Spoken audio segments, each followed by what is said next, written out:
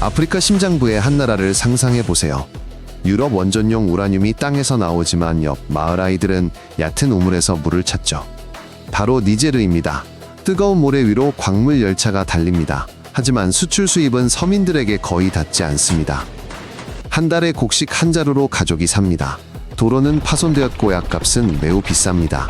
원자재 판매 수익은 수도에만 머뭅니다. 마을에는 여전히 도구의사 교사가 부족하죠.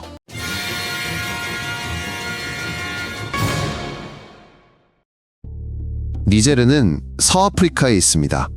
대륙에서 가장 큰 나라 중 하나입니다. 하지만 바다와 접해 있지 않습니다. 북쪽은 사하라 사막으로 덮여 있습니다. 남쪽은 니제르 강을 따라 밭들이 있습니다. 수도 니아메이는 그 강변에 자리합니다. 쌀부터 휘발유까지 모든 물품은 이웃 국가와 그들의 항구를 통해 수입됩니다. 국경 지연은 물가 상승을 부릅니다. 의약품과 연료 공급에도 차질이 생깁니다. 니제르 영토 대부분은 사막과 건조한 사바나입니다. 비는 불규칙하게 옵니다.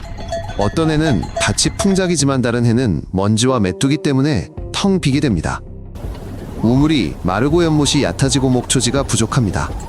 사람들은 수입을 찾아 도시로 떠나야 합니다.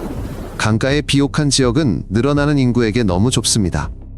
우물관계 시설 방풍림 없이는 부지런한 농부들도 작물을 유지할 수 없습니다. 니제르에는 약 3천만 명이 살고 있습니다.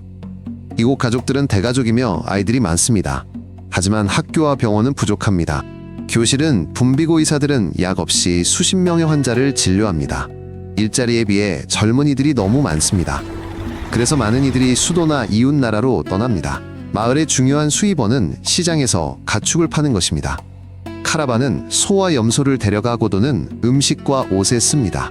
모두에게 주요 걱정거리는 물안전 그리고 진료받을 수 있는 의사입니다. 니제르는 프랑스의 식민지였습니다. 독립 후 경제는 여전히 취약했고 세금은 부족했으며 군대는 여러 번 정치에 개입했습니다. 60년간 여러 차례 쿠데타가 발생했고 대통령과 총리가 바뀌었습니다. 어떤 이들은 질서를 약속했고 다른 이들은 원자재 채굴에 중점을 두었습니다.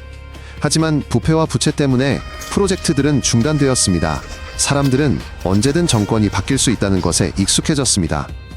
그리고 시골에는 여전히 안정적인 물학교 저렴한 약이 부족합니다. 니제르에서는 군부가 자주 정권을 잡습니다. 그들은 안전을 약속하고 부처를 폐쇄함의 주지사를 교체합니다. 도시에서는 일부 주민이 이를 지지하지만 시골에서는 새로운 검문소와 재앙만 보입니다. 군은 도로와 수원을 통제하려 하지만 병력과 장비는 부족하고 국경은 수천 킬로미터에 이릅니다.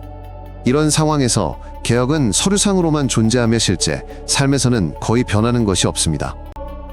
군사 쿠데타 후 이웃 국가들과 동맹은 종종 제재를 가합니다. 니제르에는 특히 힘든 상황입니다. 이 나라는 수입에 전적으로 의존합니다. 물품 트럭은 국경에 묶이고 휘발유 값은 오르며 약국에서 약이 사라집니다. 가정은 식비에 더 많은 돈을 쓰고 농부들은 씨앗의 지출을 늘립니다. 부분적인 제재 해제도 근본적인 문제를 해결하지 못합니다. 지연은 파종 시기를 놓치게 하고 물가를 상승시킵니다. 니제르 북부에서는 수십 년간 우라늄을 채굴합니다. 이는 프랑스와 다른 나라로 가서 원자력 발전소 연료가 됩니다.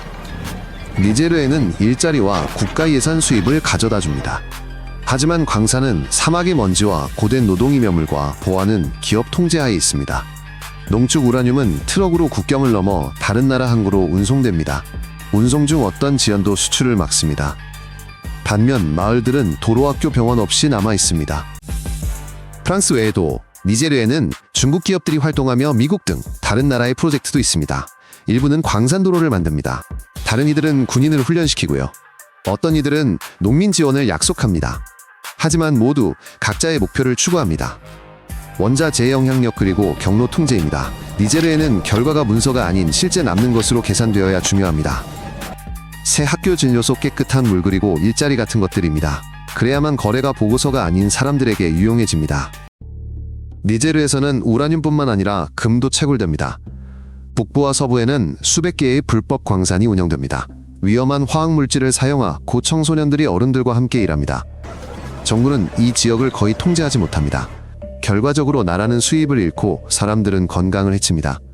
해결책은 간단합니다. 합법적인 채굴지 안전한 방법 공정한 매입. 이는 세수를 늘리고 주민들을 중병에서 구할 것이며 청소년들은 광산 일 대신 공부할 수 있게 됩니다. 니제르 국경은 길고 통제가 어렵습니다.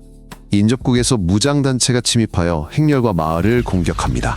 군대는 이동 경로를 차단하려 하지만 병력과 장비가 부족합니다. 광산과 다리에는 외국인 교관과 경비대가 있지만 이는 핵심 시설만 보호합니다. 난민들도 이 나라로 오며 도로변 캠프에 정착합니다. 그곳에는 물식량 의료진이 필요합니다. 협력 없이는 캠프가 과밀해지고 현지인과 이주민 간의 긴장이 고조됩니다.